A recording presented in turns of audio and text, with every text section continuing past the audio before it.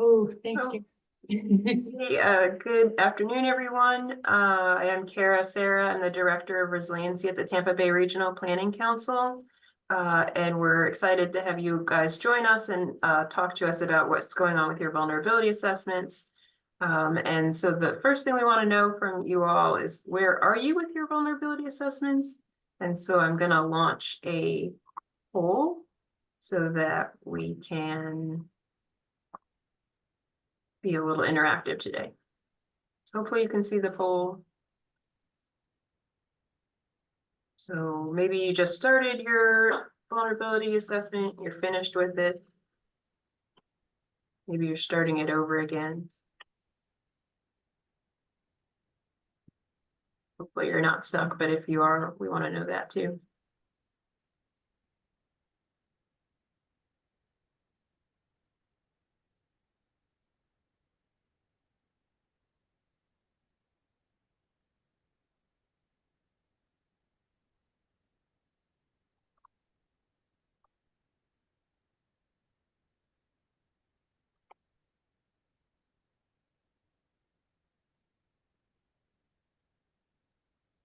Looks like we've got the answers we're going to get. So I'm going to end the poll, and most of you are in progress.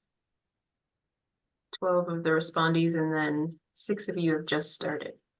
No one's finished, although I do know, I think Pinellas County and Hillsborough County have done one before, but I know you're like restarting or updating, so that's probably where you are. And luckily no one's stuck. So thank you for that, everyone. I'm going to turn it over now to our hazard mitigation planner, Amy Bidwell, to talk about some of the resources that we already have in place for your vulnerability assessments.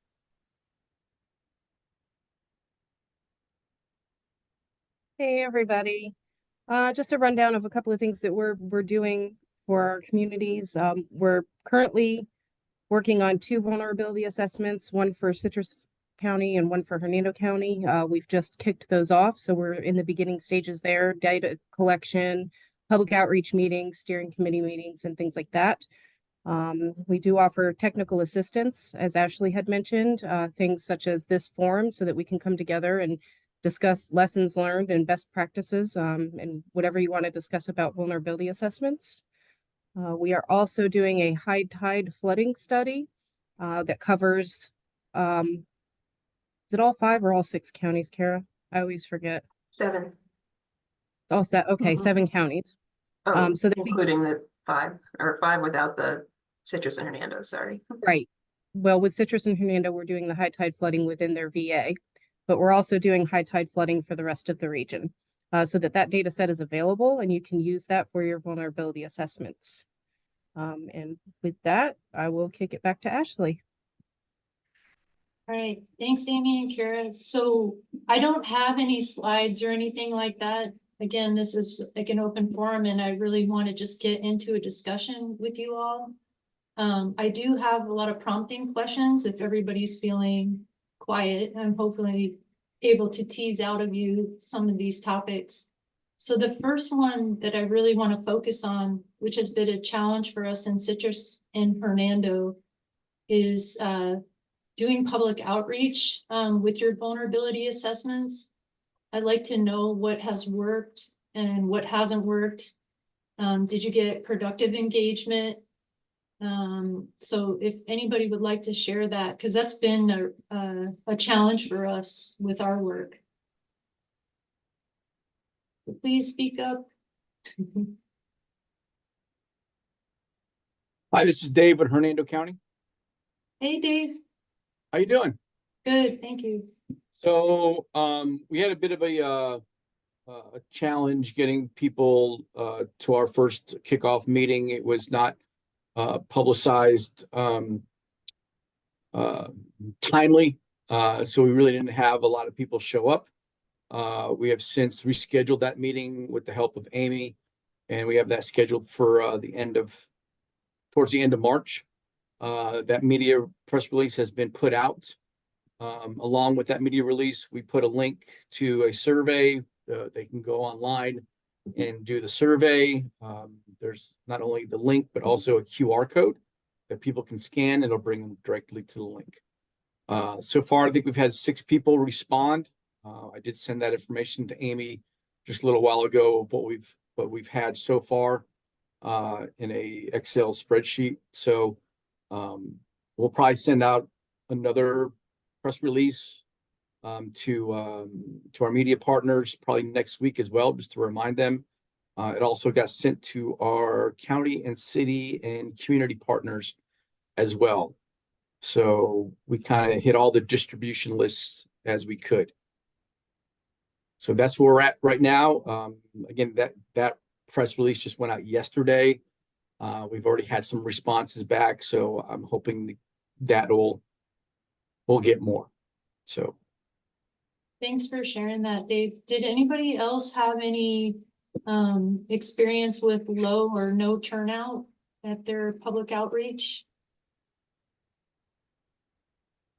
Hey, this is Craig Stevens from Citrus County.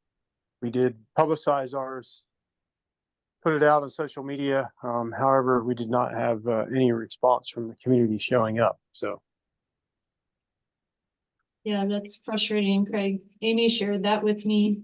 And that one sounded like it was pretty well publicized.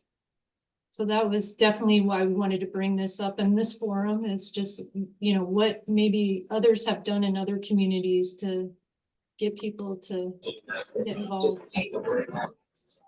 So this is Mike Flood from WSP, and I'm not really sure who added me to this list, but I'm happy to be here, obviously. So thank you for doing so. And I mean, I think like anybody that does long range planning, it's traditionally not like something that a lot of people attend in general anyway, particularly when you schedule it as only a public meeting structure. You know, there's ways to integrate it into other ongoing activities or other outreach efforts that might be a better way to get a more positive outcome.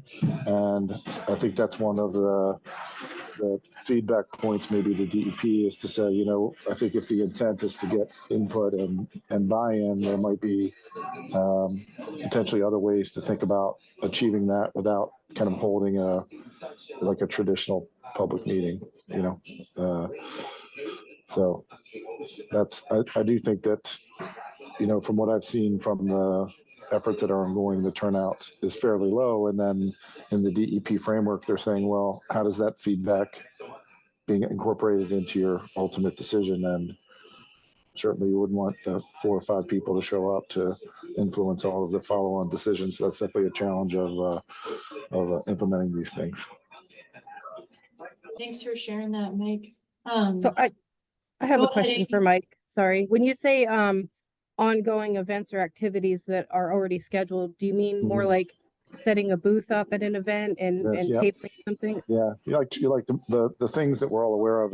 Like public meetings in general are, you know, kind of considered not really the most proactive or progressive or you know, you're setting up in an evening in a public building expecting people to come into you, and it's kind of a newer thing. And so I do think there should be some ability to flex into other efforts and you know, coordinate with, you know, like ongoing coordination meetings or other groups that potentially could participate.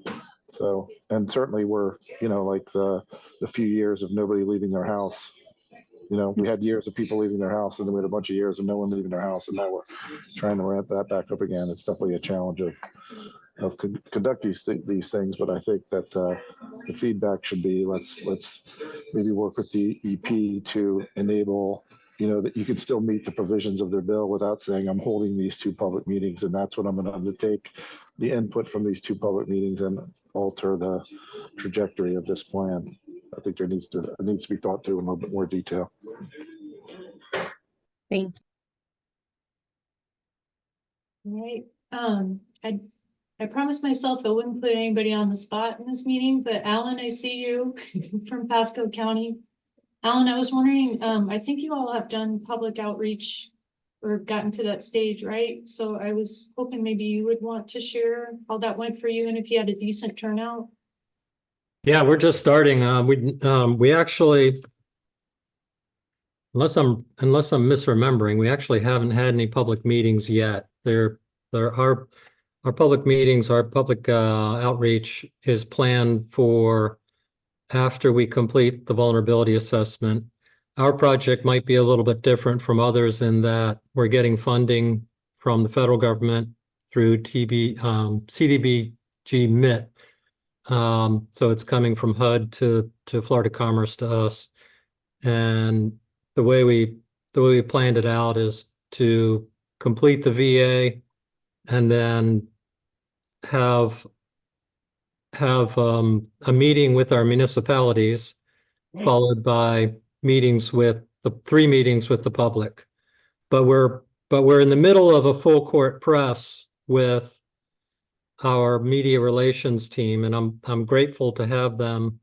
They're excellent at working as the PIO and serving departments to push out messaging.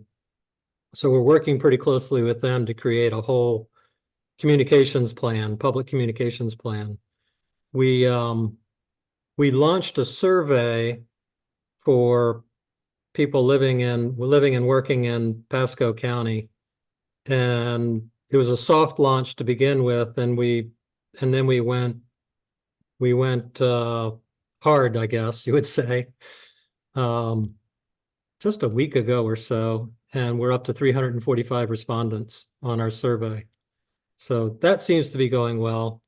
But that will get some press and get pushed out a little bit harder. For us, that survey will probably be open for a couple of months, really, just to seek input. So on our schedule, we should have our VA done. We're in progress. We're one of the respondents that said in progress. We're going to have a first rough draft next week, and then there'll be several versions extending out over the next month and a half or so, or month. And we won't start public meetings until at least June. So that's where we're at. Thanks, Alan. That survey sounds pretty successful, so that's great. Sorry, Ashley, I think Pasco Amandla had gone out with the comprehensive planning team and done some tabling next to them, but I guess it wasn't officially part of the vulnerability assessment. But kind of to tag on to Mike's point is if you have the ability to go out with another team, that might be successful. Yeah, that's a good point. I mean, we did have a table set up. Thank you for reminding me. I actually went to one of those sessions. We did have a table set up at several of our comp plan revision public meetings. Seems like there's so much public outreach going on right now with our comp plan, and our public works department just started a big project to completely revamp our stormwater master plan. As part of that, the consultant is scoped with holding 2 public meetings just for the stormwater master plan. So we've had those comp plan meetings. We've got our 3 public meetings for the vulnerability assessment and resilience plan. Oh, that's the other thing I forgot to mention is the other way we're a little bit different is that we're going to roll right into our adaptation plan, and that work will start up in July and continue through fall and winter and hopefully wrap up early next year. So the impetus or the motivation for doing the public meetings at the end or in between the VA and the plan is to get input, to just really focus our discussions with the public on here's what we're seeing. Now, what thoughts do you guys and you residents and business owners have in terms of what we might do? Okay, great. I have many other questions that are outside of the public outreach part of a VA, so I can move on unless there's anybody else that wants to jump in and add to that topic. I can say something real quick. Cassie Cordova with the City of Clearwater. Hi. We are just wrapping up our vulnerability assessment, and so far we've only done some press releases that the media have picked up on, but we plan on creating a web page on our website to host all of our information. We've included it in we have our own sustainability newsletter, so we have included it in that, but we plan on doing some social media very soon. And what we're going to do for our public presentation, or at least our first public presentation, we have an environmental advisory board that I'm actually the staff liaison to anyway. And that does get televised. It's in our city council chambers. So some people attend that, typically not a whole lot, but we're hoping to advertise through a press release, through social media, that specifically that we will be going over this vulnerability assessment at our next environmental advisory board meeting. And then that way, hopefully people will come in person, but then if they don't come in person, that'll be recorded and we'll be able to share that in our future. I have it on our website that we dedicate to this and put it in our future newsletter and other outreach opportunities. So I can't say if that's successful yet, because we haven't done it yet, but that's what our plan is for the next, our meeting is March 20th. So it is coming up soon.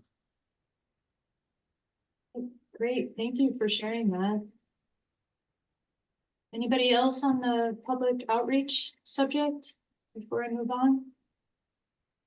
Well, this is Troy Salisbury with Hillsborough County. So one thing I'll mention is that we're working not only on our vulnerability assessment with USF, and we got Maggie on the call here too, but also with our 5-year LMS update. So what we've determined is that since we have these steering committees for both of these groups, and they both kind of blend quite well together, and some of our efforts, we're actually joining the LMS and the vulnerability assessment, especially with the adaptation plan, which will be incorporated into our LMS. So we're at the very beginning. We've got our first outreach meeting that we're scheduling for the 26th of this month. And we have all of our steering committee members already selected, and so they're ready to go as well. But so hopefully we don't run into any challenges, and hopefully what we find is that it becomes beneficial, and we don't wear people out with all of these meetings and steering committee members being asked to be on another steering committee, and we're kind of joining forces, so to speak. So anyway, we'll see how that goes, and certainly I'll let everyone know maybe in a future meeting how it all pans out. But we're looking forward to it. We think that it makes sense, and so we're working with USF and Dewberry on both of those efforts. So I just wanted to add that. Thanks, Troy. That's something we've been talking a lot about, is stakeholder fatigue. So I appreciate that. Anybody else, public outreach?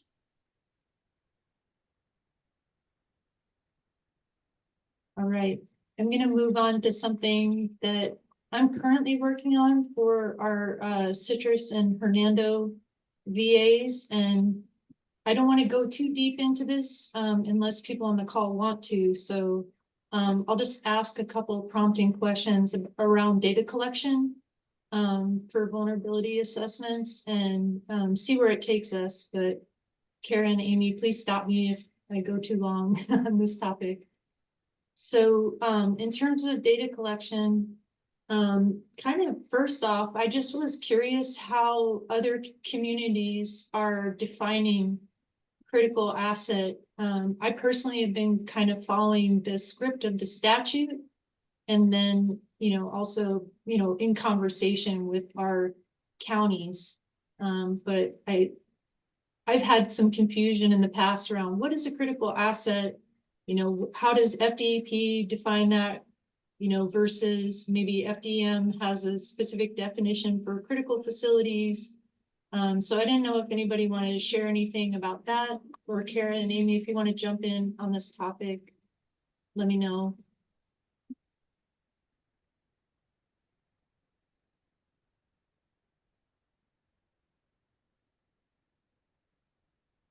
Or I'll ask Alan if you feel better about that definition.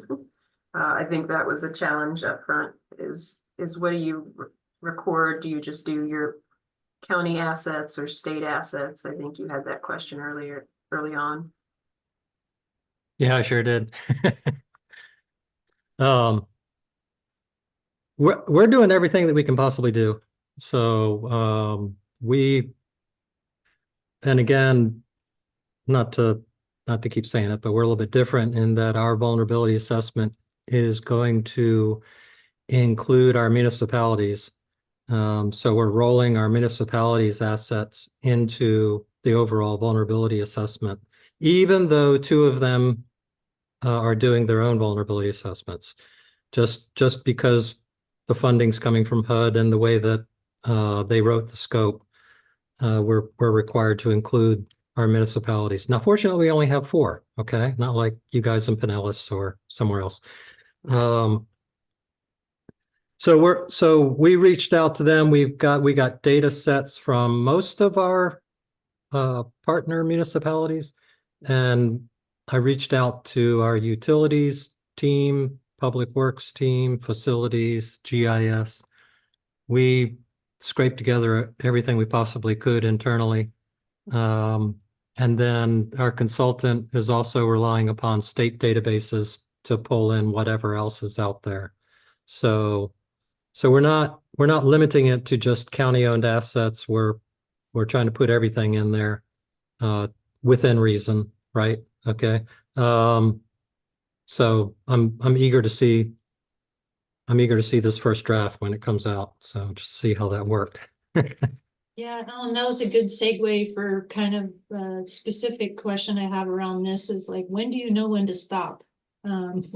Like I know for an instance that Pinellas County did very extensive work with their vulnerability assessment in terms of, gathering what they consider critical assets or, especially utilities.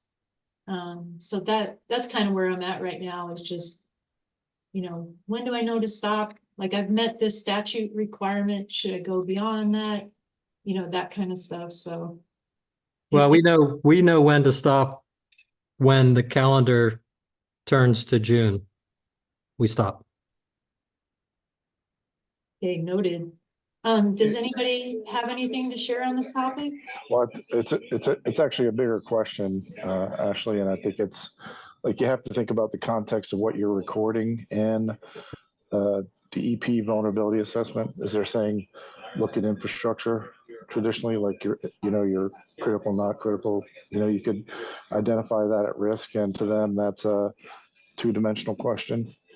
And even their only measure like that could go on for about an hour about their structure and about how it should be maybe potentially be adjusted. But like the one measure they identify in their requirements is the amount of land area flooded for each asset, which is I mean what you're supposed to do with that in terms of decision making. So I think it's kind of a mix of needs, but ultimately, you would want your final decisions to be based on a much more comprehensive understanding of risk to your community, which you can't actually accomplish traditionally with the resources that are provided for these DEP grants. So I think you need to think about it incrementally, say, okay, we're going to focus on infrastructure here.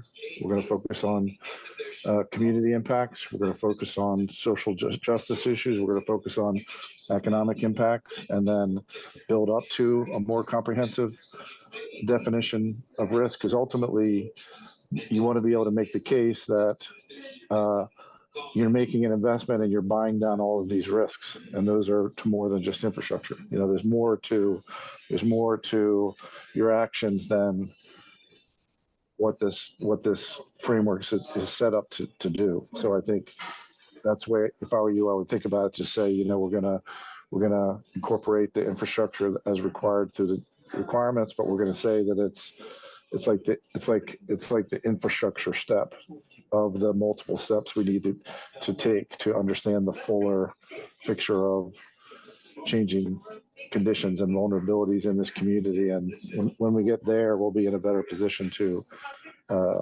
make better decisions and target our investments around that that broader picture of changing conditions and risk.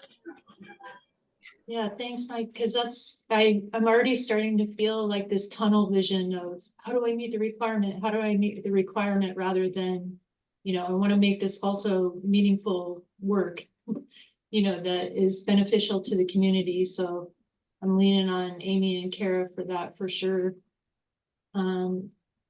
Yeah, and just as far as utilities, I did want to give a shout out to Crystal Goodison, who I think is still on the call.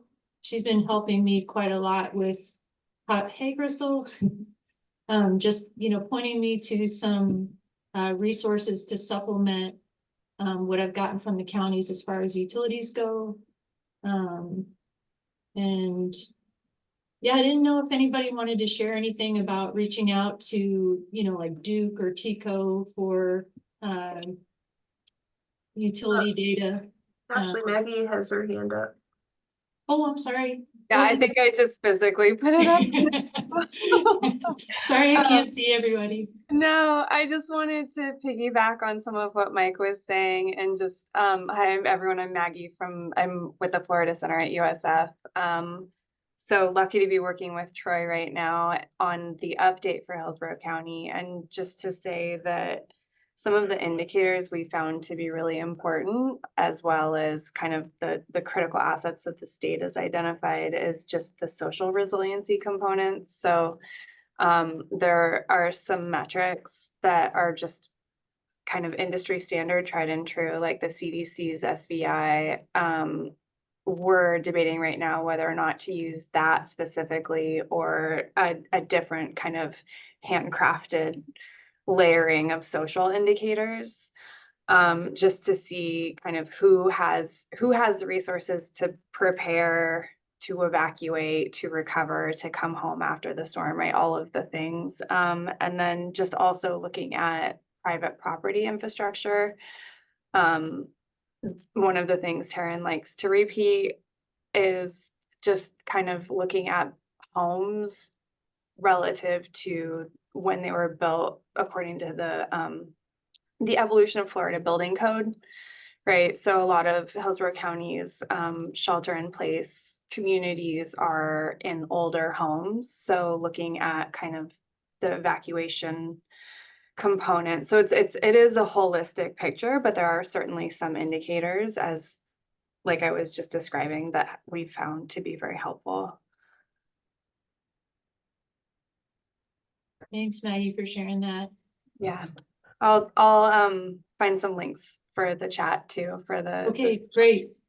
Yeah, like anything that anybody wants to drop in the chat, like that's something that I'm just gonna try to synthesize all that. If you want to data dump me, I will be super happy, because I'm gonna try to make this into something meaningful at the end. I don't know what that looks like quite yet. Yeah, and if anyone has tips on how to work with utilities, I'm also eager to hear that. Tico has been on other projects has been hard to get information from sometimes. Mm-hmm. Well, in our experience, they're very, very uninterested in somebody publishing a map or a framework that says this, if you touch this asset, it's going to be disastrous for the rest of the system. They're obviously right. Very hesitant about participating in something like this. And we find that with most of the private utility companies are very reticent about engaging on that question, because they don't want a mistake made, or, particularly in your region. I think you had somebody kind of hack into one of your water, I think in the Oldsmar area, didn't somebody hack into the system and start to change the chemical mix? Things like that are very undesirable for most of the utility owners. But I do want to kind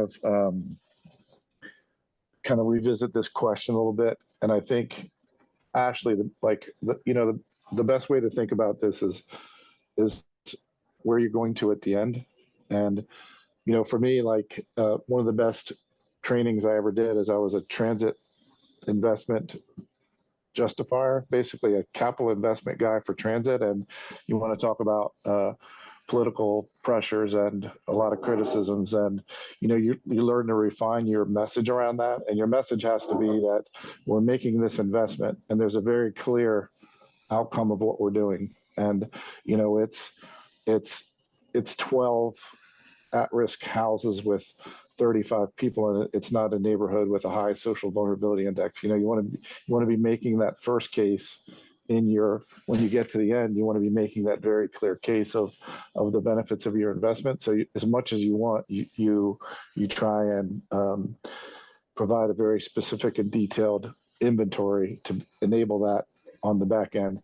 And then the other thing, and Maggie used this term in a different way, but I'm going to use it as what I term the Antichrist, and that's the term indicators, which is basically that term came into the climate change realm at the beginning when we had nothing to base our decisions off of. So we said, okay, we're going to develop these things called, and they're actually termed proxy indicators, right?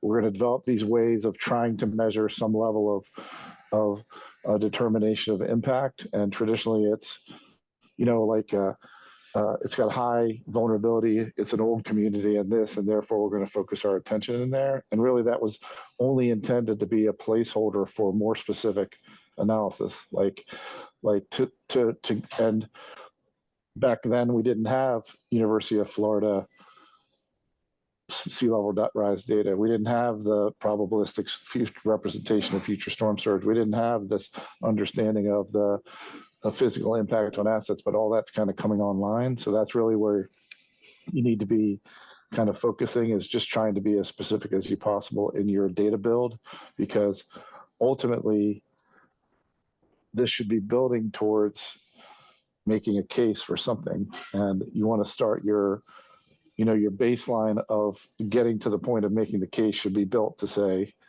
you know, we have all of this specific detail about what's in the area, what potentially could be impacted, so that we make this investment. We have a very clear case for why. And that's almost impossible with indicators and indices. But it's very difficult to explain that direct logic to somebody. And then the other thing that's a challenge with the current Florida framework is it's almost two-dimensional, right? So it's saying we have this area of flooding, we have this area of tidal flooding from sea level rise, we have these areas of storm surge that are basically represented as a two-dimensional condition. And you're saying, well, I have this electrical asset that sits in that flood zone. It could be on a 4-foot pad. Its entire electrical infrastructure potentially impacted could be 8 feet high, and you have no way of doing that unless you ask for more measures related to the assets themselves. So we did the Pinellas work, right? So that's mostly the data build. You know, we work with we've known Crystal for a long time. She's one of my favorite people in the world as association. I think Maggie is too. So we basically built that entire data build, but there isn't that impact thing. It's just basically this two-dimensional effort. Whereas in Oldsmar, if you read the Oldsmar one, we tried to get more to that, talking to people about flood elevations and impact on assets. And then same thing in Tarpon Springs, it's trying to say, okay, well, you're the asset owner. Here's this scenario of 2 feet of water at your asset. What does that mean to you? And that's a better data point, because then you're able to say, well, if I can put an asset in place that scrubs down that 2 feet of water and that's impacting that community center, then I know that I can save that community center and provide that as a benefit to this entire community that it serves. And that's a very effective, much more effective message of capital investment. So that's what I think is, in whatever you're doing, is I would say, where are we trying to get to at the end? You know, what type of decisions are we trying to get to at the end? And then you can build your data model around that. Because the data, as Crystal and Maggie and everybody that deals with data all the time will tell you that people do this stuff for 5 years and go, what's the answer to come out of the data? That's the wrong way to think about it. It's like, what decisions do I need to make, and how can the data help me inform those decisions? It's not gonna make your decision for you. Yeah, Mike, thanks for that. That's I'm glad we're reporting this. There was about 100 things I'm gonna pull out of that and try to apply to my thinking going forward, because I have been kind of laser focused on meeting the requirement, you know, and not thinking about that larger picture. So that definitely resonates with me. And will help me to, you know, kind of focus in on the right stuff data wise. I did want to kind of shift gears, if acceptable, to just talking about the flood data that you all are using. And, you know, just seeing what everybody's doing in terms of, you know, are you just following the standard scope of work guidance in terms of data to use? If you use something else, why did you use that? If anybody wants to share that kind of stuff, please feel free to do so. Hey, Ashley, this is Sam here. I just logged in, sorry I was late, but Oh, hey, Sam. I wanted to add to what Mike I heard him talking about, FEMA is gradually moving away from the insurance-based methodology of doing flat rigs to a rigs-based methodology where you're not just looking at, an in or out. Currently on the maps, if it's a line on a map, you're either in or out, and it's really just for insurance purposes. But now they are looking at a risk-based approach, and he was talking about depth of flooding. So instead of just having data that gives you a polygon that tells you, oh, you are in or out of the floodplain, he was talking about depth. So when we are doing vulnerability assessment, we also want to pay attention to, the variation of the flood risk in terms of depth within the flood zone. Because the risk for somebody close to a certain stream varies for somebody who is on the outer edge of the stream. And so when we are describing the consequences of the flooding, we need to pay attention to depths so that we can better describe the impacts of the flooding too at the same time, because those vary too. So when you run a vulnerability assessment and you're just using polygons, well, like he said, you can see the flood hole is in the floodplain, but is it actually going to be affected by the flooding? That's another question that we need to ask ourselves. So while we do this assessment, we need to better describe, the consequences of the flooding and the impacts in terms of depth and the actual risks, and not just, a spatial analysis to get in and out based on vector data sets. Yeah, Sam, thanks for that. And if anybody might not know, Sam is with Hoff Associates, and he worked on a project we did last year as part of it was a Resilient Florida project called T-Brick, which was modeling inundation, and that provided depth grids. So that's something that if anybody's interested in that, you can contact me and I can provide that to you. I also wanted to share something that Crystal from UF turned me on to the other day that I didn't know about was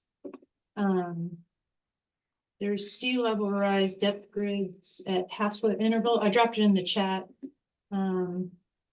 So I found that really helpful because that's, something that could cut some time out of your work if you're, at this stage of a vulnerability assessment. But yeah, and also just wanted to mention the high tide flooding data that Amy mentioned at the top of the meeting, that we're providing to the 7 counties in the Resiliency Coalition. That data is also going to provide depth grids. So that should be ready in June. But I think your initial question, Ashley, like you basically asked, should we be following the framework or should we be improvising, basically, is I think what you said. And the feedback that we're getting is DEP wants to see the metrics as listed in their checklist. And, one of the things that we had just had a coordination call with them because they've actually changed the checklist. Recently, they've added that 2 feet analysis for that one measure where it was kind of left open before. And, I had some questions around that, but I think, they're wanting to see you deliver what they noted in their checklist. I don't know what you were talking about for other flooding sources, but they do kind of want to see that you're delivering a consistent framework from for what they're requesting, because I think generally what they're trying to do is move towards a more of a consistent delivery of a statewide assessment. Yeah, that makes sense to me, Mike. I think I don't know, Crystal, if you want to jump in, I think that the sea level rise link that would meet the standard, because they're kind of pointing you to that site. So that's one that I know for sure we'd be okay with. Yeah, And- that should meet the requirements. And Okay, it's more resolute than what they had before when they initially put that link in, so. yeah, and Mike, you mentioned that, can you expand a little bit on that 2-foot difference? I think I heard the same number thrown around. I was talking with Dr. Evans from Stetson University. He's the person that's leading the high tide flooding data Mhm. project I mentioned, and he was talking about this 2-foot difference too. I don't know if I was quite tracking what you were saying. Yeah, I will. I'll pull it up. We had a discussion. Let me see if I can. I This think is Ally just dropped it in the chat, the Yeah, there's a- language. Yeah, it's the new that compliance checklist. So there's a history here, and this is basically, there's always a history, right? So that 2-foot standard is actually established in the SLIP study, which kind of makes sense because they're saying we need to establish this area that we're going to be doing slip studies in. So we're just going to draw an area 2 feet above mean high water and bound that as the geography. But then they took that and they put it back in the checklist under the item subpart 2, item F, which is basically depth of tidal flooding in future, including future high tide flooding. The threshold for tidal flooding is 2 feet above mean high water, or previously that was left as an open question. And so what they're saying is they want to see an analysis of 2 feet above mean high water reported in their updated vulnerability assessments. So if I can figure out how to do this, I could potentially share the screen, and I can show you what the updated form looks like. Here it is. I guess what's a little confusing about that too, Mike, is that it's inconveniently a little different than how NOAA, the National Weather Service, determines those thresholds for high tide flooding that Yeah. are related to their data. Yeah. So, and I do agree, Crystal. I mean, one thing that I was hoping to maybe advocate for. So if you can see this is the 2 feet. You can see item F. This was an open. This wasn't specified previously, and now it says very directly 2 feet. It said something previously like, any threshold that the DEP references, and then here they've said now that they've referenced it as 2 feet in the SLIP study, they stick it in here and say that's a requirement. So, and we had a conversation with them, and they said, yes, we want your analysis to show that what's within this 2 feet of flooding. And I have some technical questions around the rationale for that. Like I said, as I'm always kind of looking at the ultimate decision, and basically all you're reporting is what's 2 feet higher than mean high water without linking it to another scientific data point. But you can see that that's in there. And then they also talked about there's a current effort to update the NOAA sea level rise values, which you're probably aware of, to the 2022. So they're talking about if you've completed your VA previously, you're going to be asked to kind of go back and match up to the newer standards for that thing. But the basic message is they're providing a fairly strict interpretation of their request. Actually, so they're saying, don't come to us with a strategy that says 1.5 feet different or 2.5 feet different, because we want you to see your report on the 2 feet of difference. Yeah, this is awesome, Mike. Thanks for sharing. So I'm fairly certain that our high tide flooding data sets, I think Russ Watkins is on the phone. He might be able to back me up on this, but I'm pretty sure that our high tide flooding will meet that 2-foot new requirement. Dr. Evans said he would be meeting that requirement. Okay, yeah, so I think, I can't speak to the rationale, Mike, of course, but at least in terms of the standard, the data that we'll be providing follows this, so. Yeah. That's So, good. and as an outcome of my recent discussion, I'm going to call Crystal right after I get off this phone, and we're going to start an uprising about this whole process, and we'll report back to you shortly on the outcome of that. All right, all right. Did anybody else want to speak to anything around the flood data requirements? This is kind of helping me to segue into what would you say to FDEP about the VA process question that I have? Because that's something I want to communicate back to them. You know, that comes out of this open forum is like, you know, what you all are saying about the process and how can we make this better? How can we make this more transparent? Are the guidelines enough? I feel like I need to augment the guidance constantly with additional research and talking to folks like you to find out how to do this correctly. So, you know, if anybody wants to speak to that, I sure would appreciate it, because I want to get that kind of information back to FDEP. Is, you know, what would you think could make a VA easier to manage, complete guidance, that kind of stuff? If I could back up to something Mike just said, I don't know if I misheard you that they're moving toward to the NOAA or to 22 data. That's that's what we had heard. Yeah. Because we specifically requested to use that for this update, and they said we weren't allowed to. Well, and what? So there's So we'll have to loop back them and get confirmation. There is mud. What we heard is that they're, you know, they have the current standard, the 2017, and then like they talked about like having 35 or so 40 completed VAs, and if they go to the new standard, and whether they went to that new standard should be defined by now, right? The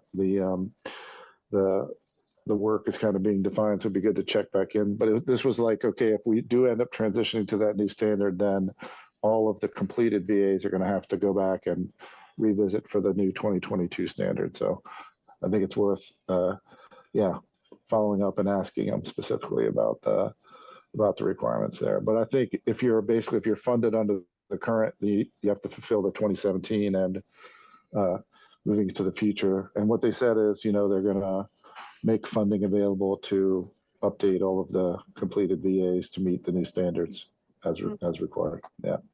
So I just wanted to share that one thing that, and I'm sorry, I'm Josie Benwell with Pinellas County. This has been a big struggle and a big conversation that we've been having ongoing with DEP, because you know, that's fine if they're going to make more money available to us to go back and redo the model and to be compliant with new standards. But we're in our situation, you know, we're not planning on completing our current project until September of 25. So if things change while we're already underway, and they already have changed, like Mike was just mentioning with our tidal flooding data, we get caught in this loop of just modeling and remodeling and remodeling, and we never actually get to the point of having a plan and being able to work the plan and, you know, put capital projects, implement those, monitor the progress, and so on. So we've been vehemently asking them to have some sort of a grandfathering period for compliance, or let's just say it's 5 years or whatever. So when you actually get to that point of having the adaptation plan in place, or even before that, when you're doing your vulnerability assessment, that those are based on the standards today, you know, as of the execution of your grant work plan. Go from there, get your plan in place, and be able to, you know, work your plan for a period of time, say it's like 3 to 5 years, whatever that may be, a reasonable period of time before you go back and revisit and redo and recreate a plan. And they're seeming to not want to commit to that, which I think is illogical. That's really good feedback to give to FDEP, because if we keep getting stuck in this cycle, at what point are we eligible for implementation funding that follows up? You know, do we have to keep going through these updates until we meet the VA standards, until we can get the implementation funding? So that's definitely want to note that as feedback to FDEP. Yeah, thanks, Amy.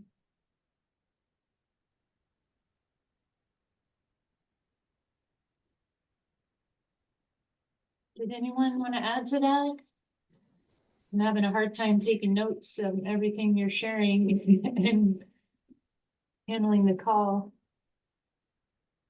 All right. I just wanted to, Crystal, echo Josie's comments, and it's kind of silly that you'd need to redo your assessment with 2022, considering that the 2017 are the more conservative projections.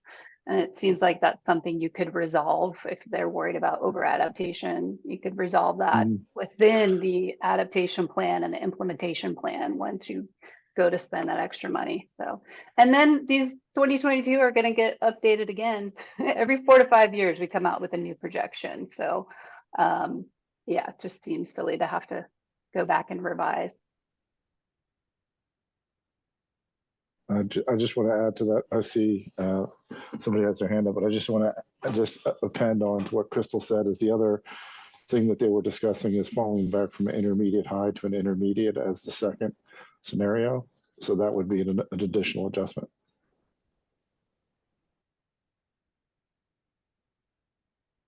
I'm not seeing the person with their hand up. I'm sorry. Just jump in, please. Hi, this is Arana with Opti. I'm joining this call just to learn more about vulnerability assessments. So I work for a tech company that would be more tied to the implementation planning. So in order to serve better for implementation planning, I want to understand more about vulnerability assessments. I feel like it's a chicken and egg scenario to me. But with that in mind, I don't know if this is the best time, but I did hear some mentioning of it, getting to the implementation funding based on the vulnerability assessments. And I don't know if this will be covered later.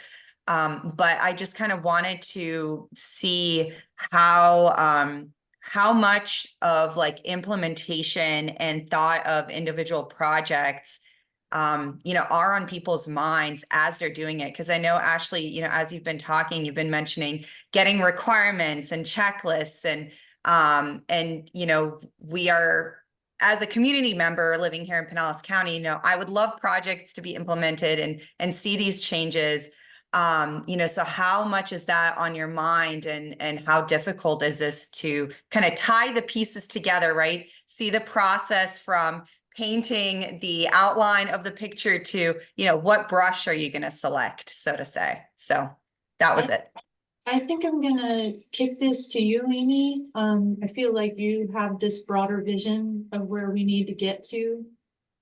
Do you mind handling Sure. this? Yeah. So we've been talking a lot about the data aspect of the VAs, but what it does result in is having focus areas. So we're going to develop focus areas that are identified through the critical asset.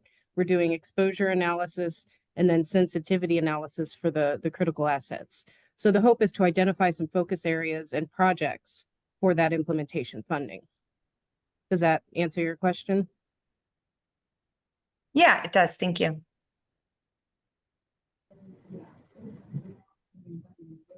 Yeah, I kind of wanted to just steer us back to the question of, any other feedback, like if you had FDEP in the room right now, what would you say to them that might have not been brought up before?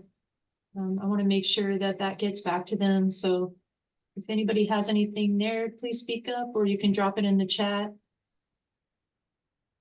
I kind of feel like they ought to be holding these types of sessions as well. This has been valuable to me. So I think if it was me, generally, I would ask almost for like a peer review of their actions. Every time they're talking about a potential new action, like maybe have a call or like a peer exchange to discuss all of those actions and discuss the implications of those actions, because it seems like their advice isn't necessarily aligning with the ultimate outcome of this effort. And I think the frameworks, so that's why I would recommend that prior to even the consideration or the development of new standards or policies, they hold maybe a series of listening sessions rather than saying, okay, we're going with the 2-foot standard. We're going to develop all the 2-foot standard. We're all at the 2-foot data, and then we're going to come out and show you what that is rather than saying, well, what are we supposed to use that 2 feet for in the first place? So I think for me, it should be more of an interactive discussion, dialogue amongst the DEP area and their implementation framework. I agree with Mike about the listening sessions, and potentially having some of the technical members of FDEP sit on those meetings, because we've had a lot of conversations with DEP, but it really comes from more of like the regulatory policy side. And so having that technical advisor in that meeting is going to be beneficial, especially if you're somebody that, you know, doesn't know modeling. This is going way over, you know, your head. I had posted a graphic in the chat that came out of the New Zealand climate hazard and coastal hazard and climate change guidance. And, you know, New Zealand, they're way ahead of us, right? I like this graphic because it does show the progress from the vulnerability assessment into the implementation. And then that critical step, which I feel like is 10, is to review and adjust. So we're never going to be able to fully QC these vulnerability assessments if we don't implement and learn from those implementation processes. So just to DEP, like, what is the overall goal here? Is it to just keep, you know, the counties compiling data and overlaying models and understanding that this is inevitable for some of us? Or is it to get us, you know, focus on investing money into these areas? And so that's what I would say, and along with other things, but we're being recorded, so that's all I'll say for now. All right, thank you so much for sharing that. That graphic's super helpful. That's another good segue for me personally into something I'm learning a lot from Amy right now is how do vulnerability assessments play into other plans? And I don't know, Amy, if you want to handle this topic, but you know, the things that I wanted to know was, you know, are you doing an adaptation plan concurrently with your vulnerability assessments? Amy, I think you had some questions about, you know, is the VA going to be integrated into other planning and funding mechanisms? I didn't know if you wanted to add anything to hopefully kick off a conversation here. Yeah, so one thing we were wondering is everybody doing an adaptation plan at the same time, you know, or are they doing it after once the VA is finalized and approved? Are you then going to start your adaptation planning? And then we had talked a little bit about, of course, these get rolled into the LMS plans. And is there anywhere else that you can see? So when these integrate into LMS, those projects can potentially go on that mitigation project worksheet work list and then be available for other funding, you know, not just Florida Resilient funding. So are there any other areas where you're integrating this vulnerability assessment where it opens it up for additional funding? So Pinellas County will be performing the adaptation plan after the vulnerability assessment. We're doing one for unincorporated, and then we're going to be doing 9 for some individual communities so that they have their own plan moving forward with their prioritized assets and projects. But that's a great point. Oh, I lost my train of thought. Go ahead. Yeah, no, thanks. I was just going to add that, like, for us, the way we're thinking about it is the vulnerability assessment piece of it is prioritizing the assets based on risk. And then we're going to follow that up with the adaptation plan that talks about what projects can we use to actually mitigate for this and integrate that into our capital planning, capital improvement project programming, essentially. And that's what we're just trying to use that process for. Yep, and that got me back on my train of thought there. The LMS, we're updating ours this year, I believe. So I don't know if we're going to be able to fit it in there. We would have to wait for the next 5-year cycle, is my understanding. But we do have our Resilient Pinellas plan, which is our sustainability and action plan. So we haven't talked about it, but that might be another plan that we might be able to kind of, you know, put some of these adaptation plans within that as initiatives to move forward and maybe use that as a source of justification for future funding. good thought.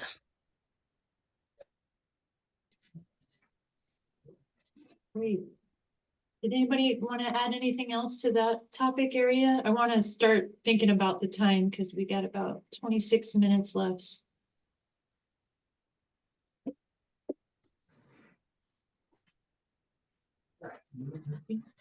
Anyone? All right. So I didn't know if there was any other conversation around, the proposed legislation that Kara dropped in the chat. I thought that was just important to at least share with the group because I didn't know that about that till very recently. We're not concerned with that for our VAs that we're conducting for Citrus and Hernando because the proposed language is like if you start after July 1st, 2024, then you would be stuck with that new requirement. But anyway, I just wanted to verbally state that and make sure that everybody's aware that that new guidance is being floated at the state level. And the other thing I wanted to mention here is I have, as part of this project, one of the other work areas is providing technical assistance directly to any of our communities that might need it. And I have a third party, Russ Watkins of Threshold Spatial Science, that is available for that kind of assistance. Russ has done vulnerability assessments in various communities throughout Florida. So, if you need an additional resource, somebody to bounce off, especially when it comes to the GIS side of things, the data side of things, let me know and I can help facilitate a meeting with Russ. I'm trying to think, Amy and Kara, are there any other? Oh, I thought of something. So what I think I kind of mentioned this at the top of the meeting, but something I'm working with a couple coworkers that are on the call, Kevin and Megan, is we're going to create some vulnerability assessment, like online resources, and it's just, I think it's kind of like a just way for me to help frame for FDEP what I think is missing in terms of like their guidance, especially around working with the data, but we're hoping to also include some of the things from these kind of discussions around, maybe there needs to be better guidance on, related plans, public outreach, whatnot. So I just wanted to mention that too.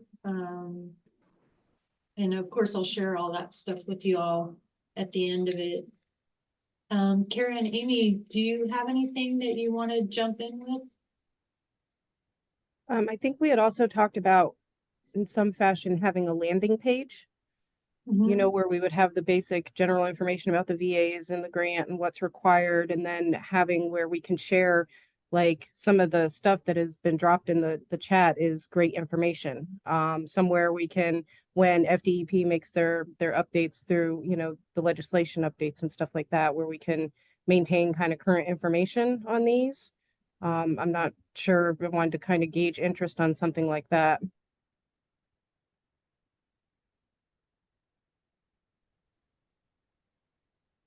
I think that's a great idea. I think we would all be very interested. We found a lot of open source data when we were doing our data collection. We'd be happy to share. Yeah, that sounds great. That would be great, Allie. That's like something just, super basic is like, FDEP states, use this data, and how easy would it be to just include a link and make it easier on the person that's working through the process? So just little things like that. I'd also too, I don't want to over engage with you all, but I was kind of hoping from, at least a personal standpoint, and hopefully it would be helpful to others, is, maybe doing a similar forum and really focusing on the GIS part of things, since that's my primary focus with the VAs. So I might reach out to some of you all to set up something similar, a smaller group to kind of nerd out on the GIS side of this stuff. Yeah, you just reminded me of something else too. I Okay, think good. I've been in meetings with Pinellas and Pasco, and we've talked a lot about public outreach and stuff like that. And Mike brought up a couple of good points when he was talking. So if anybody wants to have meetings and work through and come up with new ideas for public outreach, it's been very frustrating. And people are fatigued. They don't want to show up to the meetings anymore. The surveys seem to have a little bit more response, but if we can get people to come and talk to us about, their issues, it would be great. So I'm here for brainstorming and help with that. I think that would be really good. Maybe Ashley, we could give people the opportunity to talk about anything else we missed. Yeah, definitely.